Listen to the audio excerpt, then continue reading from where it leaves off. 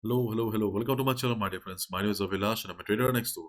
In this video, I'll be analyzing the chart of GBP USD for Friday. So if you're watching my videos for the first time, you can subscribe to my channel for regular market analysis. So let's get started. So my dear friends, let's talk about the DXY first. Because in a previous video, we saw that DXY was trying to break the resistance level of 105.30 to 105.50.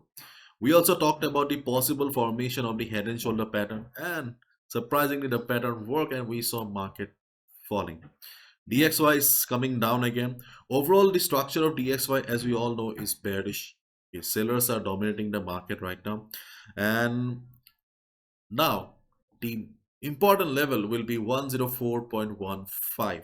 This is not a proper support, but yes, this is the previous low, and I think before the US session DXY will try to survive, try to maintain its position above this level, because if DXY uh, fails to survive or sustain above this level and starts falling, then there may be a big fall on the chart of DXY, because there is no immediate support, no strong support or proper support after this level here. There may be a fall till 103, 103.50.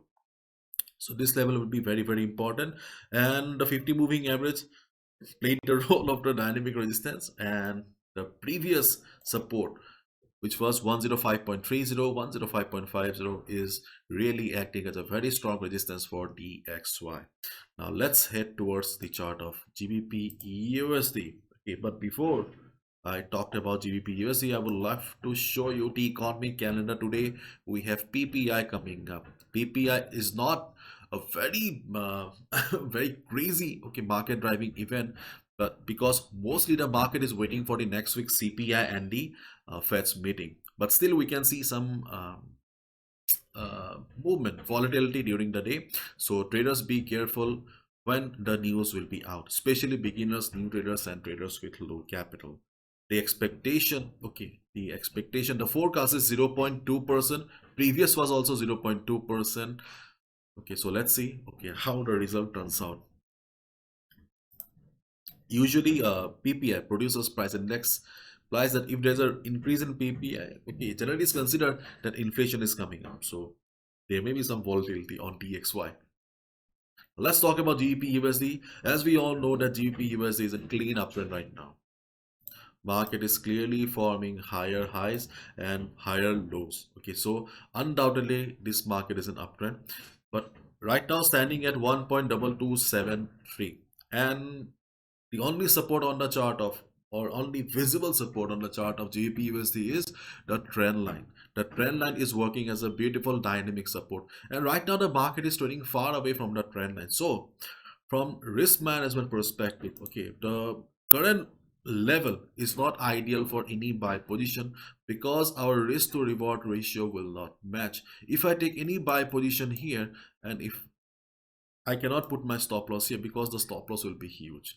And if I put my stop loss here, then yes, I'm compromising with the trading discipline. So market is quite far away from the trend line. So as a result, this is not the ideal place. In case market starts coming down during the day or before the US session, if you see market coming down, then observe the market around the 50 moving average here. If you're a lover of GBPUSD, the 50 moving average is must, at least for today, because 50 moving average is playing the beautiful role of dynamic support here. So you may see market taking support. You may see market taking support around 1.2190, 1.2180, 1.2190, 1.2180. Okay, because of the presence of the trend line as well as the 50 moving average around the same level. If market bounces, you can definitely go for a buy position.